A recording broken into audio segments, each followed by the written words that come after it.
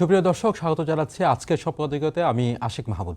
২৪ আগস্টের পালাবদলের পর থেকে বাংলাদেশের রাজনীতিতে আলোচিত বিষয় আওয়ামী লীগের পুনর্বাসন বা ফিরে আসা। রাজনৈতিক অঙ্গনে দলটির ফিরে আসা বা পুনর্বাসিত হওয়ার আশঙ্কা নিয়ে রাজনৈতিক দলগুলোর মাঝে একে অপরকে দোষারোপের রাজনীতি আছে। এনসিপি নেতা হাসনাত আবদুল্লাহ যখন বলছেন আওয়ামী লীগকে রাজনীতি করতে দেওয়া হবে না, ঠিক তখনই সাবেক উপদেষ্টা মাহফুজ আলমের পোস্ট আওয়ামী লীগকে সেদিনই ব্যাক করা হয়েছে যখন ২৪কে ৭১-এর বিরুদ্ধে দাঁড় করানো হয়েছে। আর সাবেক উপদেষ্টা আসিফ নজরুল বলছেন আওয়ামী লীগ নয়, ব্যাক করেছে তাদের দম্ভ ও মিথ্যাচার। ৫ই আগস্টের পর যে দলের রাজনীতি অপ্রাসঙ্গিক হওয়ার কথা, কেন সেই আলোচনা এখনও প্রাসঙ্গিক, এমন প্রশ্ন আছে রাজনীতির আলাপে। আজকের সম্পাদকীয়র আলোচনা তাদের ফেরা না ফেরা, এ নিয়ে আলোচনার জন্য স্টুডিওতে আছেন আমাদের সাথে ব্যারিস্টার আল মামুন রাসেল, আইনজীবী, বাংলাদেশ সুপ্রিম কোর্ট। আল মামুন রাসেল, আপনাকে ধন্যবাদ আমাদের সাথে যুক্ত হওয়ার জন্য। আমাদের সাথে আরও যুক্ত হবেন ডক্টর সাখাওয়াত হোসেন শান্ত, সাধারণ সম্পাদক J9। তিনি রাস্তায় ট্রাফিক জ্যামের কারণে একটু আটকে পড়েছেন, খুব দ্রুতই আমাদের সাথে যুক্ত হবেন বলে আমরা আশা করছি। দর্শক, আপনারাও এই আলোচনায় সরাসরি অংশ নিতে পারেন। আলোচনায় অংশ নেওয়ার জন্য সরাসরি কল করতে হবে টেলিভিশনের পর্দায় দেখানো নাম্বারে। এছাড়াও ফেসবুকের মাধ্যমে আপনাদের মতামত পাঠাতে পারেন। আলোচনা শুরু করতে চাই ব্যারিস্টার আল মামুন রাসেল, আপনাকে দিয়েই আমাদের সাথে আরেকজন অতিথি যুক্ত হবেন অল্প কিছুক্ষণের মধ্যে, আমরা আশা করছি। আমাদের রাজনীতির মহলে এখন একটি বড় আলোচনা, গত কয়েকদিন ধরে একটি আলোচনা শুরু হয়েছে, সেটি হচ্ছে পতিত আওয়ামী লীগের ফিরে আসা না না আসা এই বিষয় নিয়ে। আমি যদি কোট করি যে আপনার জাতীয় নাগরিক পার্টির দক্ষিণাঞ্চলের মুখ্য সংগঠক ও কুমিল্লা ৪ আসনের সংসদ সদস্য হাসনাত আবদুল্লাহ, তিনি আওয়ামী লীগকে আর কখনো রাজনীতি করতে দেয়া হবে না এমন মন্তব্য করেছেন একটি এক জায়গায়, তার নির্বাচনী এলাকায় খুব সম্ভবত। তার পাশাপাশি অন্তর্বর্তী সরকারের সাবেক উপদেষ্টা মাহফুজ আলম লিখেছেন এক ফেসবুক পোস্টে যে লীগ রাজনৈতিক দলের আগে একটা ধর্মতত্ত্ব, সেই ধর্মতত্ত্বের ইমান আবার ফেরত এসেছে, কিভাবে ফিরল সেই গল্পই বলবো আজ। এবং সেই কথা বলতে গিয়ে তিনি বলেছেন লীগ সেদিনই ব্যাক করেছে যেদিন ২৪কে ৭১-এর বিরুদ্ধে দাঁড় করিয়েছিলেন স্বাধীনতার বিরুদ্ধের শক্তি। লীগ সেদিনই ব্যাক করেছে যেদিন থেকে ডানপন্থীদের উত্থানের জন্য অন্তরীণ সরকারের লোকজন কাজ করা শুরু করেছে। লীগ সেদিনই ব্যাক করেছে যেদিন আইনের শাসনের বদলে মবের শাসন আনন্দ পেয়েছিল গত ১৭ বছরের মজলুমগণ। স্পষ্টতই তিনি এখানে জামাত এবং এনসিপিকে উদ্দেশ্য করেছেন। আপনি কি বলবেন? জি, অসংখ্য ধন্যবাদ আমাকে চমৎকার প্রয়াসে যুক্ত করার জন্য, এবং যারা দর্শক আছে তাদেরকেও শুভেচ্ছা জানাচ্ছি। প্রথম কথা হচ্ছে, এই গতকাল আমরা হয়তো একটা শুনেছি, সেটা হচ্ছে শেখ হাসিনা বলেছেন যে মাথা উঁচু করে উনি আবার ফিরবেন। হ্যাঁ, যেহেতু মাথা উঁচু করে ফিরবেন, তার মানে দাঁড়ালো উনি মাথা নিচু করে গিয়েছিলেন, এটা বোঝাচ্ছেন। এখন কথা হচ্ছে এই দম্ভটা কেন তাদের? এই দম্ভটার পেছনে মূল কারণ, এটার জন্য সরকারি দল বিরোধী দল দুইটাই দায়ী। এবং আমি মনে করি আওয়ামী লীগকে ফেরা খুব কঠিন হবে। কেন কঠিন হবে? কারণ আওয়ামী লীগের রাজনীতিটা শেখ হাসিনা নিজে নষ্ট করে দিয়েছেন। কীভাবে নষ্ট করেছেন? আপনি ইতিপূর্বে বাংলাদেশের ইতিহাসে আপনি যদি ইতিহাসটার দিকে তাকান, কখনো কিন্তু বাংলাদেশের প্রধানরা কখনো পালিয়ে যাননি। আপনারা জেল খেটেছেন। আপনি যেখানে এরশাদ গণ অভ্যুত্থানের পরে যখন পতন হয়েছে, কিন্তু পালিয়ে যান না, জেল খেটেছেন। পালিয়ে গিয়েছেন লক্ষণ সেন। হ্যাঁ, লক্ষণ গৌর গোবিন্দর এই সময় পিছনে দরজা দিয়ে পালিয়ে গিয়েছেন। কিন্তু এর পরবর্তীতে আমরা বর্তমান রিসেন্টলি যদি আমরা ইতিহাস দেখি, তাহলে দেখব শেখ হাসিনা পালিয়ে গিয়েছেন। পালিয়ে যাওয়ার মাধ্যমে উনি ওনার রাজনীতিকে কবর রচনা করেছেন। এখন আপনি প্রশ্ন করতে পারেন যে একটা মানুষ নৈতিক একটা ভিত্তি থাকতে হবে, তার সাপোর্টার আছে। আপনি দেখেছেন তার সাপোর্টাররা কিন্তু এখনো পর্যন্ত আছে, কিন্তু উনি যখন নিজে চলে গেলেন এবং কি দলের ছাত্রলীগের সভাপতি সেক্রেটারি সবাই কিন্তু এখন সেফ জোনে আছেন, কিন্তু সাধারণ কর্মীরা যখন ওনারা পালিয়ে যাওয়াটা দেখেছেন, তো ওনারা কিন্তু হতাশ হয়েছেন। এখন কথা হচ্ছে এই যে ফেরা না ফেরার বিষয়টা কেন আসছে, এটার জন্য আমি মনে করি সবচেয়ে বেশি দায়ী হচ্ছে আমাদের সরকারি দল। কেন আপনি যদি বলেন, প্রশ্ন করেন যে কেন সরকারি দল সবচেয়ে বেশি দায়ী? সরকারি দল সবচেয়ে বেশি দায়ী এজন্য, আপনি দেখেন এখনও পর্যন্ত শেখ হাসিনার নির্বাচনের পরে আমরা একটা ভয়েস শুনেছি, তিনি বলেছেন যে নির্বাচনের আগে বিএনপির এই স্থানীয় নেতাকর্মীরা আমাদের নেতাকর্মীরা হাত পা ধরেছে ভোটের জন্য, কিন্তু নির্বাচনের পরে তারা আমাদের সাথে বেইমানি করেছে। এবং কি আপনি আইনমন্ত্রী, আমাদের বর্তমানে যে আইনমন্ত্রী আছেন, তিনি একটা বক্তব্য আমরা ওনার শুনেছি, উনি বলেছে আমি যখন অ্যাটর্নি জেনারেল ছিলাম তখন জামাতের পক্ষ থেকে একটা রিট করা হয়েছে আওয়ামী লীগকে নিষিদ্ধ করার বিষয়ে, তখন আমি বাধা প্রদান করেছি। আমি বলেছি আদর্শকে আদর্শ দিয়ে মোকাবেলা করতে হবে, আওয়ামী লীগকে আমি নিষিদ্ধ করতে দিই নাই। এই যে আওয়ামী লীগকে নিষিদ্ধ করতে দিই নাই, তারপর হচ্ছে পরবর্তীতে আমরা নির্বাচনের পরবর্তীতে আমরা দেখেছি অনেকগুলো অফিস খুলে দেওয়া হয়েছে, এবং কি যারা নির্বাচিত হয়েছে বিএনপির এমপি তারাই খুলে দিয়েছে। এখন কথা হচ্ছে আমরা যদি অতীতকে ভুলে যাই, আজকে যে বেগম জিয়া, যিনি এই যে আজকে বিএনপি এত জনপ্রিয় হওয়ার পেছনে 17-18 বছর সবচেয়ে বেশি নির্যাতিত হয়েছে কিন্তু বেগম জিয়া, এবং কি তাকে আমি মনে করি উনি এবং শেখ হাসিনার বয়স কিন্তু কাছাকাছি, কিন্তু বেগম জিয়া চলে গেলেন কেন? ওনাকে মেডিকেল কিলিংয়ের মাধ্যমে হত্যা করা হয়েছে। এবং আজকে বর্তমান প্রধানমন্ত্রীকে কি স্টিম রোলার ওনার উপর হয়েছে আমরা জানি। ওনার ভাই মারা গেছে, উনি কিন্তু দেখতে পারেন নাই, এবং ওনার মাকেও হয়তো এমন যদি জুলো অভ্যুত্থান না হতো ওনার মাকে উনি দেখতে পেতেন না। মানে 17-18 বছর বাধ্য হয়ে উনি দেশের বাইরে ছিলেন। তার মানে বিএনপি তো কম নির্যাতনের শিকার হয় নাই, কিন্তু এরপরও যদি আপনি এই নির্যাতনটা ভুলে গিয়ে শুধুমাত্র ক্ষমতার স্বার্থে আপনি যখন এই মানে যারা পতিত স্বৈরা শাসক তাদেরকে যদি আপনি সেই সুযোগটা আবার দেন, আসার জন্য আপনি সুযোগ করে দেন, দেখেন আরো সুযোগ তৈরি হয়েছে যখন আপনি সংসদে দাঁড়িয়ে। এখানে আমার দু একটি প্রশ্ন আছে। একটি প্রশ্ন হচ্ছে যে সুযোগের কথা বলছেন, আমি কোট করলাম মাহফুজ আলমের থেকে, এই অন্তর্বর্তী সরকারের সময় তিনি উপদেষ্টা ছিলেন ছাত্রদের পক্ষ থেকে। তিনি বলছেন যে সেদিনই আওয়ামী লীগ ব্যাক করেছে যখন 24কে 71-এর মুখোমুখি করা হচ্ছে।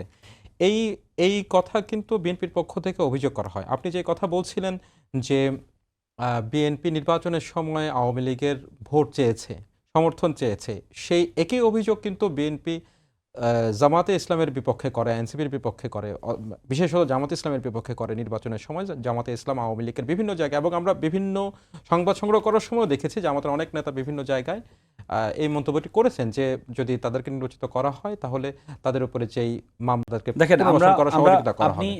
একই দোষে তো মানে বিরোধী দল তো জামাতের যে কয়েকটা হয়তো আপনি বিচ্ছিন্ন কয়েকটা দেখতে পাবেন, কিন্তু এভাবে সরাসরি আইনমন্ত্রীর মতো ব্যক্তি, এরপরে যখন শেখ হাসিনা যখন অ্যাডমিটেড কোন কনফিউশনাল স্টেটমেন্ট দিয়েছেন, জামাতের কথা কিন্তু উনি বলেননি। এবং কি জামাতের যে আসনগুলো আপনি দেখেন, জামাতের যে আসনগুলো জামাত পেয়েছে, আপনি যদি তাকান এই আসনগুলো কিন্তু জামাতের ভিত তার আগ থেকে ভালো ছিল। এই যে বর্ডার কেন্দ্রিক যে যশোর আপনার খুলনা অঞ্চলে যে 32টা আসনের মধ্যে 28টা আসন পেয়েছে, এখানে কিন্তু জামাতের সবসময় কিন্তু সেকেন্ড পজিশনে জামাত অবস্থা ছিল। কিন্তু আপনি দেখেন, আপনি সবচেয়ে বড় ভয়ঙ্কর জিনিস কি জানেন? যে প্রধানমন্ত্রী, আমরা তো দুইটা রাষ্ট্রের, একটা সরকারের দুইটা বড় স্তম্ভ থাকে, একটা হচ্ছে রাষ্ট্রপতি আর একটা হচ্ছে প্রধানমন্ত্রী। মানে আওয়ামী লীগের যে রাষ্ট্রপতি, সে রাষ্ট্রপতি এখনো পর্যন্ত এই সরকার রাষ্ট্রপতি, এই রাষ্ট্রপতি মানে সবচেয়ে বড় সৌভাগ্যবান। যিনি ফ্যাসিস্ট সরকারের রাষ্ট্রপতি ছিলেন, অন্তর্বর্তীকালীন সরকার রাষ্ট্রপতি ছিলেন, এবং নতুন সরকারের গণ অভ্যুত্থান পরবর্তী নতুন সরকারের রাষ্ট্রপতি উনি। এবং এই যে রাষ্ট্রপতি জিয়াউর রহমান সাহেবকে বলেছিলেন যে জিয়াউর রহমান সাহেব ওনার মাধ্যমে গণতন্ত্র হত্যা হয়েছে, হ্যাঁ, জিয়াউর রহমান সাহেবকে বলেছে, সে রাষ্ট্রপতি এখনো পর্যন্ত অবস্থান করছে। এবং কি যে স্পিকার ছিলেন, স্পিকার মাত্র 2 দিনের ব্যবধানে ওনার জামিনটা হয়েছে। তার মানে একটা গণহত্যাকারী একটা দল একটা গণহত্যা চালিয়েছে, সেই গণহত্যার পরবর্তীতে তারা যে এভাবে দম্ভ করে চলছে। এখন আপনি দেখেন, আপনি যে আওয়ামী লীগকে সবচেয়ে বেশি সাপোর্ট দিচ্ছে, অর্থনৈতিকভাবে সাপোর্ট দিচ্ছে অ্যাসালাম গ্রুপ, সেই অ্যাসালাম গ্রুপকে আপনি যে ব্যাংকের যে অধ্যাদেশের মাধ্যমে আপনি 5% দিয়ে যারা 2.25 লক্ষ কোটি টাকা নিয়ে পালিয়ে গিয়েছেন, তাদেরকে মাত্র আপনি 5% টাকার বিনিময়ে ব্যাংক চোরকে আবার ব্যাংকে মালিকানা আপনি ফিরিয়ে দিচ্ছেন। তার মানে কি, আপনি যে যারা অর্থনৈতিকভাবে আওয়ামী লীগকে সহযোগিতা করেছে, এবং কি যে সাংবাদিকগুলো, আপনি জানেন রুয়ামবাগ ট্রাইব্যুনালের যে পরবর্তী যে বিচার হয়েছে, এমন কিছু সাংবাদিকেরও বিচার হয়েছে যে সাংবাদিকরা তো গুলি করে কাউকে সহযোগিতা করে না, সাংবাদিকরা তার লেখনীর মাধ্যমে স্বৈরশাসক হওয়ার জন্য সহযোগিতা করে। অনেক সাংবাদিকও আছে যারা স্বৈরশাসককে সহযোগিতা করেছে, কিন্তু তারা বহাল তবিয়তে এখনো পর্যন্ত আছে। তার মানে তারা যদি এখন থাকতে পারে, তাদের মাথার মধ্যে সেট হয়ে যাবে, তাহলে নতুন করে স্বৈরশাসক হওয়ার জন্য তারাও আবার কার্যক্রম শুরু করে দিবে, কারণ তারা জানে তারা কখনো বিচার আওতা আসবে না। কিন্তু আমরা সেই মেনশনেবল কোনো কিছু আমরা এখনো পর্যন্ত দেখতে পাই নাই। যারা এই 17-18 বছর একটা 17-18 বছর তৈরি এমনি তো তৈরি হয়নি। এটার পিছনে অর্থনৈতিক শক্তি ছিল, এটার পিছনে মিডিয়া শক্তি ছিল, চারপাশ থেকে এটার পিছনে শক্তি ছিল। সেই শক্তিগুলোকে যদি আপনি শাস্তির আওতা না নিয়ে আসতে পারেন, শুধু প্রধানমন্ত্রী শেখ হাসিনাকে আপনি এই ফাঁসির অর্ডার দিবেন, বিচার করবেন, কয়েকজনে বিচার করবেন, তাহলে কিন্তু নতুন করে আবার ফেসিজম তৈরি হবে। এখন ব্যাপার হচ্ছে ফেসিজম হওয়ার জন্য আমাদের সরকার কেন সবচেয়ে মূল দায়ী হচ্ছে? দেখেন, যখন একটা সরকার গঠন হলো, শপথ হলো, প্রথম দিন থেকে আমরা দ্বান্দ্বিক বস্তুবাদের দিকে ফিরে গিয়েছি। আমরা যদি আমাদের এই বর্তমান সরকার পারতো এই যে দ্বন্দ্বটা তৈরি না করতে। দেখেন, আপনি যখন ভাই দ্বন্দ্ব হয়, তখন তৃতীয় পক্ষ শক্তিটার সুযোগ কাজে লাগায়। আপনি যখন সরকারি দল এবং বিরোধী দলের মধ্যে আপনি গণ অভ্যুত্থানে যারা নেতৃত্ব দিয়েছে, যে ছাত্ররা এবং বিরোধী দল এখন বর্তমান জামাত, তাদের সাথে সরকারের যে দ্বন্দ্বটা তৈরি হয়েছে কোথা থেকে শুরু হয়েছে? জুলাই সনদ থেকে শুরু হয়েছে। সরকার পারত, সরকার এই জুলাইয়ের অর্ডারের মাধ্যমে যে দুইটা শপথ গ্রহণ করত, গণপরিষদ, আপনি কনস্টিটিউয়েন্ট অ্যাসেম্বলি, আপনি সংবিধান সংস্কার যেটা আপনি সেটার জন্য পরিশোধ করতেন, হয়তো আপনি সব পরিবর্তন না করতেন, আপনি যদি কিছুও পরিবর্তন করতেন তাহলে মানুষ একটা আশ্বস্ত হতো। কিন্তু আমরা সেটা দেখি না। আমরা দেখেছি ওনারা প্রথম দিনেই কনস্টিটিউয়েন্ট অ্যাসেম্বলি গণপরিষদের শপথটা ওনারা গ্রহণ করেন নাই। কারণ এবার ছাত্ররা আন্দোলন করেছে, ছাত্ররা কিন্তু বারবার বলেছে যে সাময়িক অসুবিধার জন্য আমরা ক্ষমা চাচ্ছি, রাষ্ট্র সংস্কারের কাজ চলছে। যে রাষ্ট্র সংস্কারের কাজ চলছে, যে বারবার ফেসিজম কেন তৈরি হয়, এটার জন্যই কিন্তু ছাত্ররা জীবন দিয়েছে, যে রাষ্ট্র সংস্কারটা করতে চায়। এই সংস্কারটার মূল কারণ হচ্ছে আমাদের ক্ষমতার মধ্যে চেক অ্যান্ড ব্যালেন্স নেই, আমাদের ক্ষমতার ভারসাম্য নেই। এই জন্য কিন্তু বারবার আজকে দেখেন, আজকে সবচেয়ে ভয়ঙ্কর একটা বিচার বিভাগ আজকে বাংলাদেশের ইতিহাসে, এটা মানে মানুষ হয়তো ধারণা নেই, বাংলাদেশের ইতিহাসে সবচেয়ে ভয়ঙ্কর ঘটনা ঘটেছে। সেটি হচ্ছে এই যে সুপ্রিম কোর্টের যে সচিবালয়, সেই সচিবালয় আজকে সচিবালয়কে রহিত করা হয়েছে। মানে সচিবালয় বাতিল হয়ে যারা আছে তারা আবার নির্বাহী বিভাগ। দেখেন আমাদের এই আমরা অনেকেই হয়তো সাধারণ মানুষ সচিবালয় বিষয় জানে না যে সুপ্রিম কোর্টের সচিবালয় এটি কি। সুপ্রিম কোর্টের আমাদের বিচার এতদিন পর্যন্ত 2007 সালে আমাদের নির্বাহী বিভাগ থেকে বিচার বিভাগ আলাদা হয়েছে। নির্বাহী বিভাগ থেকে বিচার বিভাগ আলাদা হওয়ার পরেও আমাদের বিচার বিভাগটা স্বাধীন হয় না, কারণ বিচার বিভাগটা নির্বাহী বিভাগের অধীনে ছিল। এই আপনি কাগজে কলমে আলাদা হয়েছে, কিন্তু এক্সিকিউটিভলি কিন্তু হয়নি, কারণ আমাদের যে আইনমন্ত্রী তিনি পরিচালনা করতেন।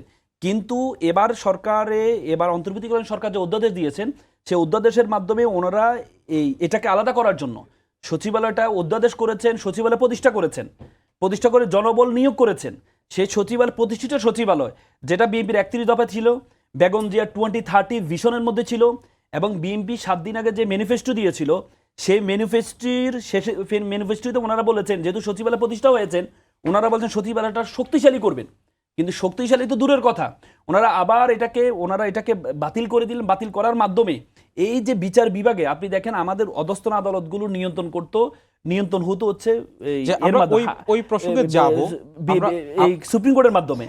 আর এখন আমাদের অধস্তন আদালতগুলো নিয়ন্ত্রণ হবে আবার সে নির্বাহী বিভাগের।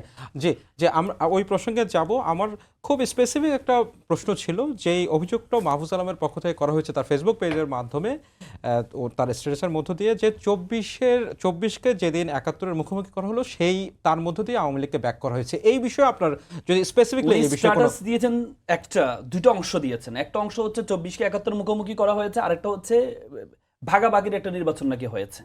তাহলে উনি যদি আমি স্ট্রেসে পড়েছি ভাগাভাগি নির্বাচনের দুইটা বিষয় নিয়ে আসছেন, ওনার স্ট্যাটাসে দুইটা বিষয়, একটা হচ্ছে 24কে 71-এর দাঁড় করানো হয়েছে, আরেকটা হচ্ছে এই সরকারটা ভাগাভাগি নির্বাচন করেছেন। দেখেন এখন কথা হচ্ছে, আপনি 24কে 71 মুখোমুখি কে করেছে?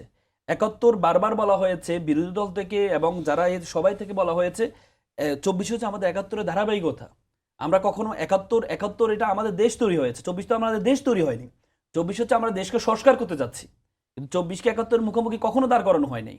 যারা বলেছেন, এখন কথা হচ্ছে উনি যে বললেন, উনি বারবার অভিযোগ দিলেন ভাগাভাগি নির্বাচন করেছেন। আপনি দেখেন খুব সম্ভবত এই প্রসঙ্গে বলেছেন যে যেভাবে করে সংবিধান বাতিল করে দেওয়ার কথা বলা হয়েছে, যেভাবে করে নতুন সংবিধান তৈরি করার কথা বলেছে, নানান প্রসঙ্গে হচ্ছে বর্তমান যে বিরোধী দল একত্র জোটের পক্ষ থেকে, এনসিপি এবং জামাতের পক্ষ থেকে যেসব বক্তব্য এসেছে, সেই প্রাসঙ্গিকতায় উনি হয়তো এই মন্তব্যটি করেছেন যে 71কে আন্ডারমাইন করার চেষ্টা করা হয়েছে 24-এর মধ্য দিয়ে। না, আপনার হচ্ছে জামাতের মূল ছিল, জামাত কিন্তু বারবার বলেছিলেন যে এবার জুলাই সনদের যে গণভোটটা আগে হওয়ার জন্য জামাত বারবার বলেছেন। কারণ জামাত 1951 আমাদের বাংলাদেশের ইতিহাসে দুইবার গণঅভ্যুত্থান হয়েছে। একটা হচ্ছে স্বাধীনতার পরবর্তীতে, একটা হচ্ছে 91 গণঅভ্যুত্থান। দুইবারই কিন্তু বিএনপি ক্ষমতা আসছে। তখন 91-এর পরবর্তীতে কিন্তু 3 জোটের রূপরেখা ছিল, সেই রূপরেখা 7টা কলাম ছিল। তার মধ্যে একটা কলাম ছিল হচ্ছে নির্বাহী বিভাগ থেকে বিচার বিভাগ আলাদা করা, কিছু শর্ত ছিল, তত্ত্বাবধায়ক সরকার শর্ত ছিল, কিন্তু বিএনপি ক্ষমতা আসার পর সেটা অস্বীকার করা হয়েছে। এবার গণ অভ্যুত্থানের পরবর্তীতেও ওনারা বলেছে ওনারা শুধু নির্বাচনের জন্য ওনারা জুলাই সনদে স্বাক্ষর করেছেন, এটা করেছেন, সেটা করেছেন। তার মানে ওনাদের ইতিহাস তো জামাতে জানে। এই জন্য জামাতের পক্ষ থেকে বলা হচ্ছে গণভোটটা আগে হওয়ার জন্য, কারণ গণভোট যদি একই দিনে, এনসিপিও বলেছে গণভোটটা একই দিনে হোক, তো জামাতের পক্ষ থেকে বলা হচ্ছে গণভোটটা আগে হওয়ার জন্য। কারণ জামাত জানে যে বিএনপি ক্ষমতা আসলে আবার সে 91 যেভাবে অস্বীকার করেছে, তত্ত্বাবধায়ক সরকারটা অস্বীকার করেছে, এটা করবে। এই জন্য জামাতের পক্ষ থেকে বারবার বলা হচ্ছে যে আপনারা আগে গণভোটটা করে বাস্তবায়ন, সব সংস্কারগুলো আগে বাস্তবায়ন করার জন্য বারবার বলা হয়েছে, কিন্তু না, আমরা তো সেটা ফলাফল দেখেছি। সরকারের নীতি নির্ধারণী এবং প্রধানমন্ত্রী থেকে শুরু করে সবার পক্ষ থেকে কিন্তু এখনো বলা হচ্ছে যে অক্ষরে অক্ষরে জুলাই সনদ বাস্তবায়ন করা হবে উইথ নোট অফ ডিসেন্ট, যেগুলো বিএনপির বলে আসছে। অক্ষরে অক্ষরে আমি এটা আমরা এই বিষয়ে আসবো, আমরা এই বিষয়ে আসবো, একটা পয়েন্ট না এই বিষয়ে স্পেসিফিক এই বিষয়ে অক্ষরে আসবো। শেষ, অক্ষর অক্ষরে পালন করবেন। অক্ষর আপনার তো সুপ্রিম কোর্টের সচিবালয়ে তো আপনার নোট অফ ডিসেন্ট ছিল না আপনার, তো তাহলে আপনি তো আজকে বাতিল করে দিলেন, তো তাহলে আপনি অক্ষর অক্ষরে পালন না, করলেন সেই কোথায়? বাতিল মর্নিং শোজ দ্য ডে। এই বিষয়ে আমরা আসবো। একই প্রশ্ন দর্শক আমাদের সাথে যুক্ত হয়েছেন ডক্টর শাকাত হোসেন শান্ত, সাধারণ সম্পাদক G9। ডক্টর শাকাত হোসেন শান্ত, আপনাকে ধন্যবাদ আমার সাথে যুক্ত হওয়ার জন্য। আমরা জানতে পেরেছিলাম আপনি ট্রাফিক জ্যামের কারণে একটু আটকে পড়েছিলেন। আমরা একটা আলোচনায় ছিলাম, যে এই আলোচনাটা গত 2-1 দিন ধরেই প্রাসঙ্গিকভাবে বাংলাদেশের রাজনীতিতে আলোচনা হচ্ছে, যে যেখানে আওয়ামী লীগের আর কখনো রাজনীতি করতে দেওয়া হবে না এমন বক্তব্য দিচ্ছেন হাসান আব্দুল্লাহ, সেই তাদেরই সঙ্গী এক সময়ের ছাত্রদের পক্ষ থেকে হচ্ছে অন্তর্বর্তী সরকারের উপদেষ্টা ছিলেন মাহফুজ আলম, তার একটা ফেসবুক স্ট্যাটাসে বলছেন যে আওয়ামী লীগকে সেদিনই ব্যাক করা হয়েছে যেদিন 24কে 71-এর বিরুদ্ধে দাঁড়া করানো হয়েছে। আপনি এই বিষয়ে কি বলবেন? যদি আপনি শুনছিলেন ব্যারিস্টার রাসেলের কথা, যদি জুলাই সনদের কেউ এখানে একটু ইনক্লুড করতে চান আপনি করতে পারেন। জি জি, আপনাকে ধন্যবাদ। আর ব্যারিস্টার রাসেল সহ যারা শুনছেন সবার জন্য শুভেচ্ছা রইল। আমার একটু দেরি হয়েছে, আমি তারপরও পথে অনলাইনে ব্যারিস্টার রাসেলের বক্তব্য শুনতে শুনতে এসেছি, ফলে উনি কী বলেছেন আমি শুনেছি, সেটা আমার জানা আছে। মাহফুজ আলম এমনি একটু স্বভাবসুলভভাবেই তিনি একটু স্পষ্টবাদী এবং খানিকটা সরল, প্যাঁচঘোচ রেখে কথা বলেন না। এই চরিত্র তার মধ্যে আগেও ছিল। আপনি দেখবেন যে সে যখন উপদেষ্টা ছিল, মানে যে কোনো সময় তার চলে যেতে হতে পারে, বা বিভিন্ন পদ টদ সব কিছু কীভাবে ভাগ করে নিয়েছে, চাপ রয়েছে, এসব কথা কিন্তু বলতো। এবং তখনও মুক্তিযুদ্ধ বিরোধী অবস্থানের জন্য জামায়াতের বিভিন্ন বিষয়ে সমালোচনা সে করতো, এবং তার স্ট্যাটাসের প্রেক্ষিতে জামায়াত কিন্তু স্টেটমেন্টও করেছে অফিসিয়ালি, এরকম ঘটনা ঘটেছে। বরং এইবারের যেটা, এটার মধ্যে মাহফুজ আলম যে কথাগুলো বলেছে তার বেশিরভাগই ভ্যালিড, এবং এই আলোচনাটা আছে আগে থেকেই। কিন্তু যেভাবে বলেছে যে আওয়ামী লীগ ব্যাক করেছে, এটা একটা সিম্বলিক কথা বলেছে। এটা নিয়ে আবার যদি কেউ উল্লসিত হয় যে আওয়ামী লীগ ব্যাক করছে, বা কেউ আতঙ্কগ্রস্ত হয়ে যায় যে আরে তাহলে সত্যি সত্যি কি আওয়ামী লীগ ব্যাক করেছে বা করছে, এইটা বলছে যে আওয়ামী লীগের রাজনীতিকে, বা তাদের যে ফ্যাসিবাদের মাধ্যমে পতনের পরে আবার আওয়ামী লীগ নাম নিয়ে তারা যে রাজনীতি করবে, তার যে কবর রচনা হয়েছিল, সেই কবরটা রচনা পুরোপুরি করতে পারেনি। কারণ অন্তর্বর্তীকালীন সরকারের সময় জামায়াত এবং এনসিপির যে বাড়াবাড়ি, তাদের যে মপতন্ত্র, তাদের যে নিজেদের যে সব কিছুকে দখলে নেবার যে চেষ্টা, এবং 71 এবং 24কে মুখোমুখি দাঁড় করিয়ে দিয়ে 72-এর সংবিধানকে ফেলে দেওয়ার নাম করে 71কে মুছে ফেলার চেষ্টা, এই সব কারণগুলো সামনে এনেছেন। এবং এক পর্যায়ে কোন প্রেক্ষাপটে অন্তর্বর্তীকালীন সরকারের বিএনপি এবং জামায়াতের সঙ্গে দুই কুল রক্ষা করার পলিসিতে যেতে হয়েছে, এবং যেটাকে বলছেন নির্বাচনের সময়ও বাটোয়ারার নির্বাচন, সেই সব হয়েছে, এই সব অভিযোগ এনেছেন, এবং তার বেশিরভাগ কথা সেটা সত্য। এখন এই সত্যটার তার এই অভিযোগের একরকম সমালোচনা আছে যা বলেছেন, পাশাপাশি এটাও তো আবার অনুধাবন করতে হবে যে উপদেষ্টা থাকা অবস্থায় কিছু কথা বললেও তা নিয়ে সমালোচনা হয়েছে তার স্ট্যাটাস বা বক্তব্য নিয়ে, কিন্তু তখন তার বক্তব্য, তার অবস্থান, প্রতিবাদ এতটা জোরালো ছিল না যেটা এখন তিনি যেটা করলেন। এই কথাগুলো সবই কিন্তু অন্তর্বর্তীকালীন সরকারের সময়ের বক্তব্য, যে সময়ে তিনি উপদেষ্টা ছিলেন। তার সব কথাই, বেশিরভাগ কথাই আমার কাছে গ্রহণযোগ্য এবং সত্য মনে হয়, কিন্তু তাকে আমরা আরও বেশি সাধুবাদ দিতে পারতাম যদি এই কথাগুলো তখন বলে তিনি পদত্যাগ করতেন, যে আকাঙ্ক্ষা নিয়ে উপদেষ্টা হয়েছিলাম সেটা আমি পারলাম না।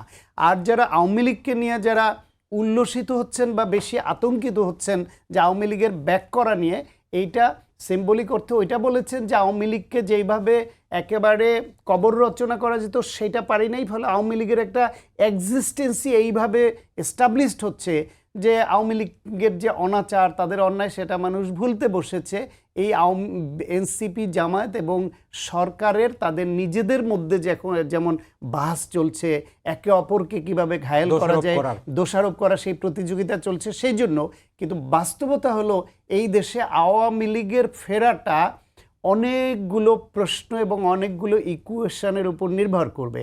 সাম্প্রতিককালে যদিও শেখ হাসিনা ইন্ডিয়ান কিছু গণমাধ্যমে সাক্ষাৎকার দিয়েছেন এবং বলেছেন যে মাথা উঁচু করে অচিরেই দেশে ফিরবেন তিনি।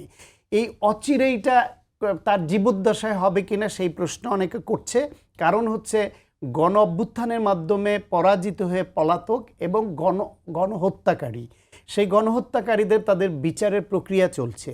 যদি বাংলাদেশে এমন পরিস্থিতি তৈরি করা যায় যে 24-এর মতোই আরেকটা পাল্টা গণঅভ্যুত্থান আওয়ামী লীগ করাতে সক্ষম করে এই সরকারকে ফেলে দিয়ে তারা ওই 24-এ যেরকম নতুন করে শুরু হয়েছে সেরকম করবেন, তাহলেই কেবল আওয়ামী লীগের পক্ষে মাথা উঁচু করে বা এইভাবে যেভাবে ফিরতে চান ফেরা সম্ভব। আদারওয়াইজ শেখ হাসিনা সহ তার শীর্ষ নেতৃত্ব, তার পরিবারের সদস্য, তাদের বেশিরভাগই গণহত্যা, লুটপাট নানান কারণে কনভিক্টেড হচ্ছে, তারা বিদেশে পলাতক, তাদের এইভাবে বিদেশেই থাকতে হবে এবং দেশে আসলে তাদের বিচারের মুখোমুখি হতে হবে, জেলে যেতে হবে। আগামী নির্বাচনে তাদেরকে যদি কোনো না কোনো প্রক্রিয়ায় নির্বাচনে অংশ নিতে হয়, দলের উপর নিষেধাজ্ঞা উঠাতে হয়, জাতীয় সংসদে এটা আইন হয়ে গেছে, অধ্যাদেশটা কিন্তু আইন হয়ে গেছে, সেই আইন তুলতে হলে সরকারের 2/3 মেজরিটি আছে, তারা চাইলে পারবে যে কোনো সময়, কিন্তু করবে কিনা বা কেন করবে সেই রকম প্রেক্ষাপটও লাগবে।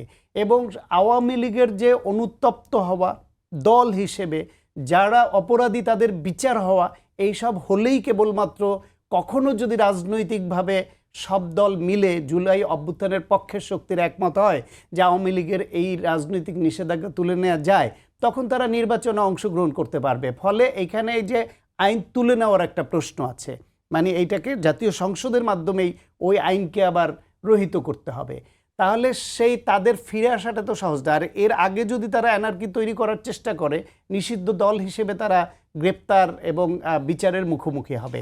সেই ক্ষেত্রে যদি তারা এই সমঝোতার বাইরে তাদের যারা দোষী তাদের বিচারটা মেনে নিয়ে তারা অনুতপ্ত হয়ে যদি ক্ষমা প্রার্থনা করে আইনানুগভাবে রাজনীতিতে ফিরতে চায়, তাহলে এক প্রেক্ষাপট।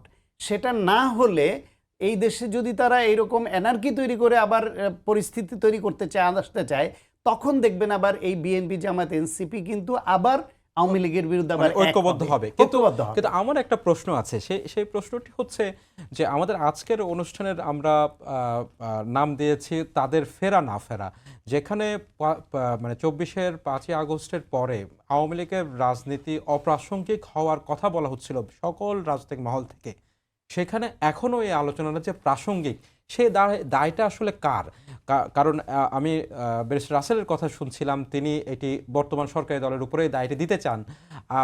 আপনার কথা আমরা শুনছিলাম যে 24 এবং 71কে মুখোমুখি করে দেয়া, আসলে এই দায়টি কার? কারণ আমরা তো আসলেই তো এদেশে এখনও আওয়ামী লীগের ফেরা না ফেরা এই প্রাসঙ্গিক আলোচনাটা রয়ে গেছে রাজনৈতিক মহলে। আসলে এই দায়টা কম বেশি সকল পক্ষের। রাসেলের রাজনৈতিক ভিউজ থেকে সে এক পক্ষের উপর দায় দিতে পারে সরকার। আমি শেষ করি, আপনার কথা শুনেছি আমি। এক পক্ষের উপর দায় দিতে পারে, বেসিক্যালি এই দায়টা সকল পক্ষের। কারণ হলো অন্তর্বর্তীকালীন সরকার ঐক্যমত্য কমিশনের নামে এই বিএনপি এবং অন্য রাজনৈতিক দলগুলোর মধ্যে মত ভিন্নতাকে উস্কে দিয়ে জুলাই সনদে একরকম করে নোট অফ ডিসেন্ট সহ রেখে আবার গণভোটে বিএনপিকে ইগনোর করে, তাদের নোট অফ ডিসেন্টকে ইগনোর করে সব নিয়ে এই যে মুখোমুখি দাঁড় করিয়ে দিল রাজনৈতিক শক্তিগুলোকে, এই ভুলটা তারা করেছে। দ্বিতীয় হলো অন্তর্বর্তীকালীন সরকারের সময় এনসিপি এবং জামায়াত বিভিন্ন ক্ষেত্রে যে মপতন্ত্র কায়েম করেছিল, প্রথম আলো, ডেইলি স্টার বলেন, উদীচী বলেন, আপনার এইখানে প্রধান উপদেষ্টার বাসার সামনে যে অবস্থান নিষিদ্ধ থাকার পরে যাওয়া বলেন, শাহবাগ চত্বরে নানান রকমের অবরোধ তৈরি করা বলেন, সারা দেশে যে একটা পরিস্থিতি তৈরি করেছিল সেটাকে শান্তিপূর্ণভাবে সমাধান করতে সরকার ব্যর্থ হয়েছে। উল্টা সমাধান না, শুধু এদেরকে উস্কে দিয়েছে সরকার। সেটাও মাহফুজ আলম কিন্তু লিখেছেন যে সরকারের প্রশ্রয় অথবা উস্কানি সেখানে কতটা ছিল। এখন এই সব নিয়ে সে সরকারের দায় আছে। বিএনপি, জামায়াত ইসলাম, এনসিপি সহ অন্য ডান বাম সকল রাজনৈতিক দল যারা গণঅভ্যুত্থানের পক্ষে অবস্থান নিয়েছিল, জীবন বাজি রেখে মাঠে নেমেছে, 16 বছর ধরে গুমখুনের শিকার হয়েছে, এক্সট্রা জুডিশিয়াল কিলিংয়ের শিকার হয়েছে, গণঅভ্যুত্থানে হত্যার শিকার হয়েছে, আহত হয়েছে, সেই শক্তিগুলো একমত হয়ে এক জায়গায় সে রাজনৈতিক সমঝোতা আসতে পারলো না। সুতরাং এই দায়টাও তাদের সবার। সেই কারণে আওয়ামী লীগের এই বিষয়টা হয়েছে। দ্বিতীয় হলো গিয়া, আওয়ামী লীগকে নির্বাহী আদেশে নিষিদ্ধের যে চেষ্টা এবং যে আন্দোলন, যে দাবিটা, সেটা ছিল একটা ভুল সিদ্ধান্ত। কারণ নির্বাহী আদেশে এইভাবে রাজনৈতিক দল নিষিদ্ধ করার এইটা কোনোভাবে কারোর জন্য ভালো না। এর আগে জামায়াতকে যে নিষিদ্ধ করা হয়েছিল সেটা ঠিক হয়নি, তার প্রতিবাদ আমরা করেছি। তাহলে আওয়ামী লীগকে যে নিষিদ্ধ করা হবে নির্বাহী আদেশে, সেটাও ন্যায়সঙ্গত হতো না। আদালতের মাধ্যমে বিচারের রায়ে যদি আওয়ামী লীগ নিষিদ্ধ হয় দোষী প্রমাণিত হয়ে, তাহলে সেটা এক বিষয়।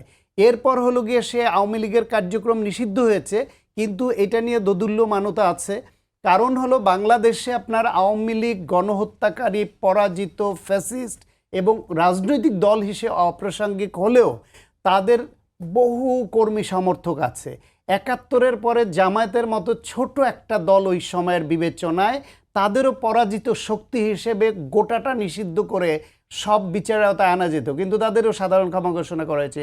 জিয়াউর রহমান এসে তাদেরও রাজনীতির সুযোগ দিয়েছেন, কারণ একটা রাজনৈতিক শক্তিকে মূল ফ্লোর বাইরে রেখে এইভাবে দেশ এগোতে পারে না ঐক্যবদ্ধতায়।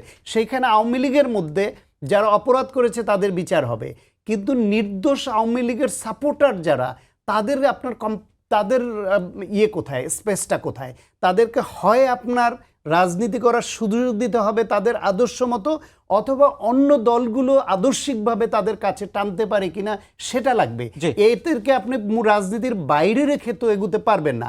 এই পলিসিটা খুব গবেষণামূলকভাবে আলাপ আলোচনা করে সমঝোতার ভিত্তিতে যে সিদ্ধান্তটা নেওয়া দরকার ছিল, সেটিও এই গণঅভ্যুত্থানের পক্ষের শক্তি, ইন্টারিম গভর্নমেন্ট সবাই নিতে ব্যর্থ হয়েছে। এখন ভবিষ্যতে কি করবে সেই সিদ্ধান্ত নিতে হবে। আপনাকে ধন্যবাদ। বেশ রাসেল, আপনার কাছে আসতে চাই। একটি আলোচনা আছে যে আওয়ামী লীগকে ফেরাতে এখন ইস্যু তৈরি করা হচ্ছে টিকা সংক্রান্ত জটিলতা এবং যুক্তরাষ্ট্রের সঙ্গে সম্পাদিত চুক্তি বিষয়ক এই বিষয়, এগুলোকে সামনে নিয়ে আসা হচ্ছে যে অন্তর্বর্তী সরকারকে মানে এটার এই দোষে দুষ্ট করে আওয়ামী লীগের যেই কর্মকাণ্ড গত 17-18 বছরে, সেই কর্মকাণ্ডকে ছোট করে দেখানোর একটা চেষ্টা করা হচ্ছে এবং এর মধ্যে তাদেরকে ফিরে আনার চেষ্টা করা হচ্ছে। এর পাশাপাশি কিন্তু আরেকটি আলোচনাও আছে, একই সাথে আরেকটি আলোচনাও আছে যে আওয়ামী লীগ বিগত যেই জাতীয় নির্বাচনটা আমরা দেখলাম, সেই জাতীয় নির্বাচনে আওয়ামী লীগের একটি অংশ বিএনপিকে সমর্থন দিয়েছে, তারা জামাতকে সমর্থন দেয়নি। সেই আসন্ন যে স্থানীয় সরকার নির্বাচন, সেই নির্বাচনে যেন সেই সমর্থনটি আবারও বিএনপি না পায়, সেই জন্য হচ্ছে যে এক ধরনের প্রক্রিয়ার অংশ হিসাবে আওয়ামী লীগকে ফেরানোর চেষ্টা করা। এই আওয়ামী লীগের পক্ষে জামাতের এক ধরনের প্রচারণা রয়েছে যে যাদেরকে তোমরা সমর্থন দিয়েছো জাতীয় নির্বাচনে, তারা তোমাদের পক্ষে এসে দাঁড়ায়নি, কারণ আওয়ামী লীগকে নিষিদ্ধ করা হয়েছে। এই প্রচারণাটিও চালানো হচ্ছে। আপনি এই বিষয়ে কি বলবেন? দেখেন, প্রথম কথা হচ্ছে, আপনি আওয়ামী লীগকে এখন ফেরালে সুযোগটা কে করতে পারবে? সরকারি দল করতে পারবে। বিরোধী দলের তো সুযোগ নেই। বিরোধী দলের কি আপনি তাদেরকে ফেরাবেন কিভাবে? যে প্রক্রিয়া ফেরাবেন, ধরেন হচ্ছে সরকারি দলের, আমি আপনাকে শুরুতে বলেছি সরকারি দলের এই দায়িত্বটা হচ্ছে সবচেয়ে বেশি।